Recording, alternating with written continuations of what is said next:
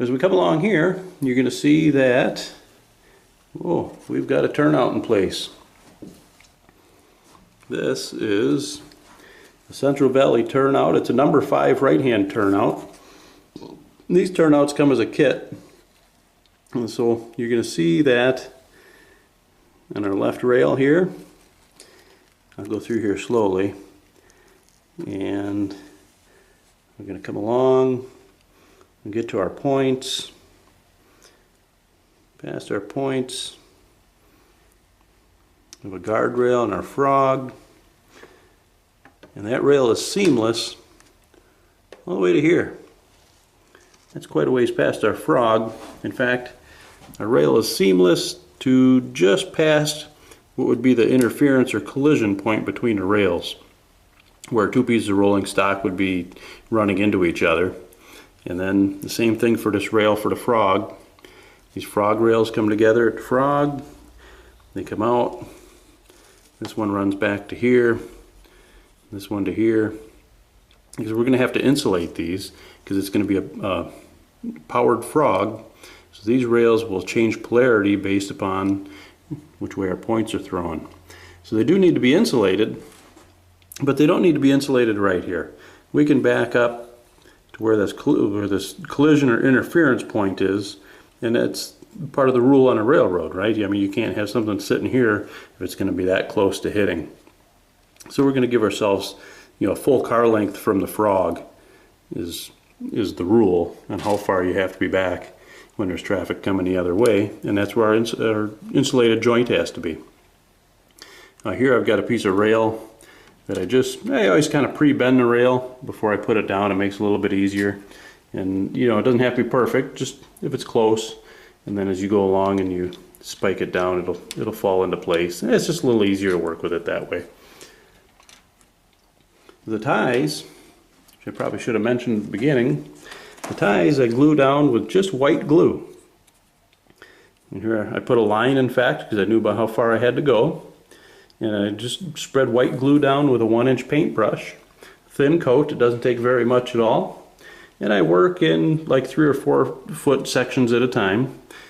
I'll put some glue down, Elmer's white glue, spread it with a 1-inch brush. That's like the perfect width for working with this 1.5-inch wide homosote spline. You get down here, and then I'll just start laying the ties, and these ties interlock. Maybe you can see it here. So this very end tie, it's a 1/2 tie. The next section of ties has a 1/2 tie on top with 2 little pins that'll sit on there. It kind of locks in. They lock into place, and you could actually glue these together into like a longer strip to work with, but I find that the 12-inch strips are pretty convenient to work with. I usually start here, right, and we'll lay them down so that the next section is the section with the top tie, but you can tuck it underneath and work it that way too. It's pretty much just as easy either way. As you lay these down, you'll see this is one of the nice things about working with spline. The spline is just a hair wider than what the tie length is. So you don't have to worry about drawing a center line, following a center line, or anything like that. You've already established that with your spline. Now you just have to lay your ties right along. Just stay between the edges, and you're good. And after that, your rail curve and everything, it's all laid out for you. Like I say, lay your rail between the spikes, just like that, and you can come along with a nail set. I'll show you. I don't have one handy, and you just put your nail set on there, and you push it, like push over a little bit. Just take your nail set and you do something with motion kind of like that, and it spikes those spikes right down over the rail. Doesn't take very long at all, and it's a much better look than Flex Track. Some of these ties have come in like a brownish color. Some are in black. I don't know which color I like better. I guess we're going to end up going back and painting them and weathering them anyway. But it gives you kind of a newer look versus maybe an older weathered base look. And once you paint them, of course, they're going to take on a weathered look. But you can kind of use those different colors to your advantage. Well, let's back up here a little bit to our turnout. Show you a little bit about these Central Valley kits. They come with these points lock into the ties on the bottom. It's kind of like a little hook that makes your hinge. And then you lay this closure rail in here to the frog. They're really surprisingly easy to put together. You can lay your outer rail. I usually lay the straight rail and then the curved rail. And then I'll come in and work on the frog. I'll take the diverging route and I file that one so that the end of the rail fits in this frog block right up tight to the end. And then I take this one and I file it so it sits flat against this rail. And it's kind of hard to explain, I guess, but if you took a look at how it had to go, like the directions are really well.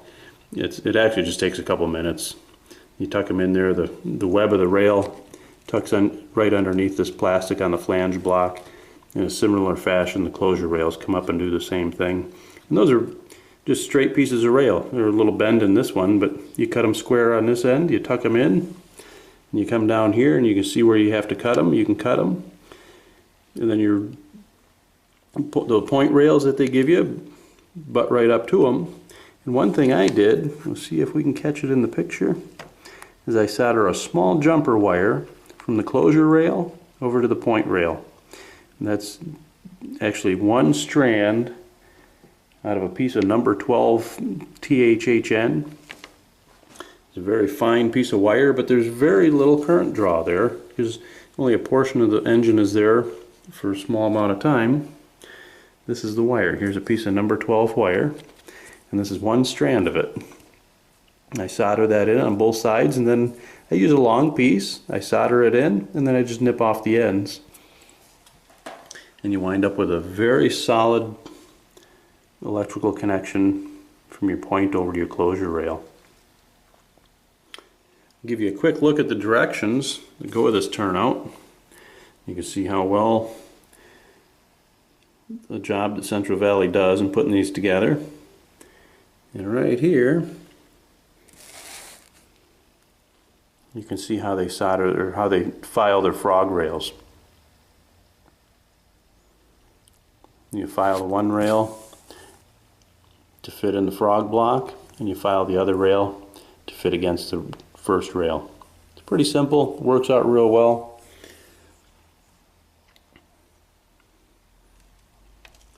Winds up looking like this. I did screw up here a little bit, if you want to call it that. I tried soldering these together thinking it would be improvement to have a nice tight joint there, and it looks worse than what it really is. Looks like it deformed this frog block a little bit, but some of that is, I melted the plastic there a little bit, so I had to get in there with a knife and I trimmed that back a little, and it rolling stock flows through here great, flows through here flawlessly. When I get some more rail on here, I'll make a video showing that.